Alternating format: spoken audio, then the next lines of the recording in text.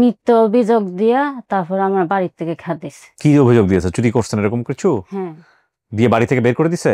কি চুরি করছিলেন বাসা থেকে? আসসালামু আলাইকুম প্রিয় দর্শক এবং শ্রোতা, আমন্ত্রণ জানাচ্ছি আপন ঠিকানায় স্টুডিও অফ ক্রিয়েটিভ আর্টস লিমিটেডের সামাজিক যোগাযোগ মাধ্যমের জন্য নির্মিত অনুষ্ঠান। আমি আরজি কিপ্রিয়া আপনার সঙ্গে রয়েছি। যারা এই অনুষ্ঠানটি দেখছেন তাদের প্রতি আমার বিনীত অনুরোধ থাকছে, বরাবরের মতো এই শত শত ভিডিওতে যে অনুরোধ করেছি, প্লিজ চেষ্টা করুন এই বোনটিকে তার পরিবার ফিরিয়ে দেওয়ার জন্য।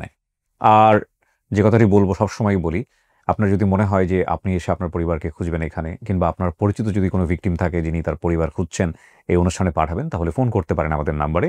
ফোন নাম্বারটি হচ্ছে 09639887777, আর মেল অ্যাড্রেসটিও আমাদের ভিডিওর কোনাতে দেওয়া আছে। আপনার নাম কি? পারভিন। পারভিনটা কি বাবা মার দেয়া নাম? জি। আপনার বাবার নাম কি? ইদ্রিস আলী। নৌকা বানাইতো? জি। ওকে। মায়ের নাম? হোসনারা। হোসনেয়ারা। আপনার ভাই বোন? মাইনুদ্দিন, মইনুদ্দিন। আচ্ছা, মাইনুদ্দিন, মইনুদ্দিন। জি। তার মানে আপনার তিনজনের নাম মনে আছে আপনাকে সহ, আর বাকি দুজনের নাম মনে নাই। জি। আপনার ঠিকানা তো মনে আছে, একটু বলেন তো। নোয়াখালী কড়াইতলা। নোয়াখালীর কোরাইতলা। জি। হ্যাঁ, কি হয়েছে একদম প্রথম থেকে বলেন তো আমাকে, ঘটনা কি ঘটছে বলেন। ঢাকা থেকে যে একটা লোক আমাকে দেশের থেকে নিয়ে আসছে। ঢাকা থেকে গেছে একটা লোক, গিয়ে আপনার ফ্যামিলি থেকে আপনাকে নিয়ে আসছে? হ্যাঁ, ফ্যামিলির লগে কথা কয়ে আমার নিয়ে আইছে ঢাকায়। আনার পরে আমারে একটা বাসায় কামে দেয়। আমি 4 বছর কাম করি। এই 4 বছরের মধ্যে আপনার বাপ মা আসছে? না, মা বাপে আসে না। আমি তার মাঝখানে একবার গেছি, দেখা মাখা কইরা আইছি আবার এই বাসায়। ঘেরা আমারে অনেক মিথ্যা অভিযোগ দিয়া তারপর আমার বাড়ি থেকে খাদিস। কে? তারা যেখানে কাজ করতেন? জি। বাড়ি থেকে খেতে হলো কিভাবে? মিথ্যে অভিযোগ দিছে। কি অভিযোগ দিয়েছে? চুরি করছেন এরকম কিছু? হ্যাঁ। দিয়ে বাড়ি থেকে বের করে দিছে? জি। বাড়ি থেকে না, হ্যাঁ, সেই লোকে আনছে, সেই লোকের হাতে উড়ে দিছে। আচ্ছা, তারপর আমার সেই লোকে আবার আরেকটা বাসায় নিয়ে দিছে। কি চুরি করছিলেন বাসা থেকে? চুরি করি না, অভিযোগ দিস। কিসের চুরি? কি অভিযোগ দিয়েছিল? আমি হেরা ছাদে গাছ লাগাইছে, প্রতিদিন যে আমি গাছে পানি দিতাম। তো আমার 3-4 দিন ধরে বলতাছে, পারবিন, এই যে আমার গাছের পেয়ারা একটা করে শেষ হয়ে যায় কেন? আমি জানি না। এই পেয়ারা চুরির অভিযোগ? হ্যাঁ, জি। আল্লাহ। তারপরে আমারে তুলে দিছে হাতে, দেওয়ার পরে আমারে আবার আরেকটা বাসায় নিয়ে দিছে। সেখানে আমি কাজ করছি 1 বছর। করার পরে আমি বলছি, ভাই আমি দেশে যাবো। পরে কইছে, তোমার দেশে নিয়ে যাবো, এই তারিখে তোমারে আচ্ছা নিয়ে যাবো, ঠিক আছে। তারপরে নিয়ে গেল, নিয়ে আবার আরেকটা বাসায় নিয়ে থুইছে। এই 1 মাস 2 মাস যাইতেছে গা, তো নামগন্ধ নাই দেশে নেওয়ার। তো সেরা ঘরে সব কাজ করাইতো, কিন্তু বুয়ারে দিয়া কাজ করাইতো না। কাজ করাইতো আমার মারধর করতো। তো আমি বাধ্য হইয়া সেই বাড়ির থেকে বের হয়ে যাই। বের হয়ে যাওয়ার পরে আমি সেই অনেক দূরে গেছি। আমি রাস্তাঘাট কিছু চিনতে পারতেছি না। পরে আমার আরেকটা লোক পাইছে, সেই ভাইয়া সেই বাসায় রাখছে কতদিন ধরে। রাখার পরে সেই আবার আরেকটা বাসা আমার কামে দিছে। কাম করতে করতে দিছে, কাম করতে আসছি, সেখানেও করছি 1 বছর মতন।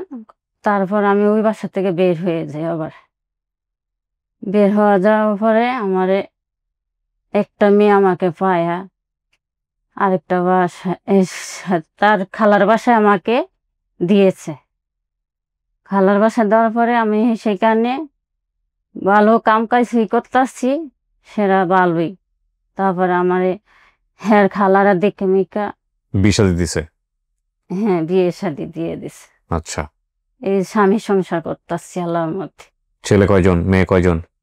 মেয়ে 1 জন, 2 ছেলে। 2 ছেলে। তো আপনি আমার এই অনুষ্ঠান সম্পর্কে জানলেন কেমনে? আমি সেই খালাগোর কাছে আসছিলাম।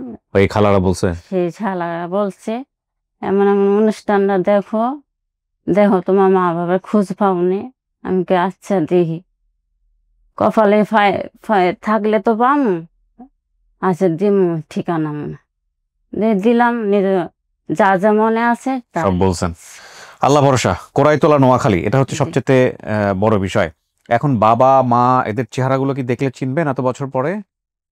চিনতেও পারি, চিনতেও পারেন। কিন্তু আমার শরীরে তো এমনি আঘাত আছে। হ্যাঁ, এটা তাহলে কাউরে কিছু বললেন না। জি না। এটা যদি এরা ঠিকমতো বলতে পারে, কেমনে হয়েছিল যদি বলতে পারে, বিস্তারিত প্রশ্ন করবেন। যদি মিলে যায় তাহলে এরাই আপনার বাপ মা। দেখা যাক, জি। আল্লাহ ভরসা, আল্লাহ কপালে কি লিখে রাখছে। কে আসছে আজকে আপনার সঙ্গে? ওই খালার মেয়েটা আইছে, আর একটা ভাবি ডাকতাম, সেই ভাবি। স্বামী আসে নাই? জি না, কেন? স্বামীটা একটু রাগে।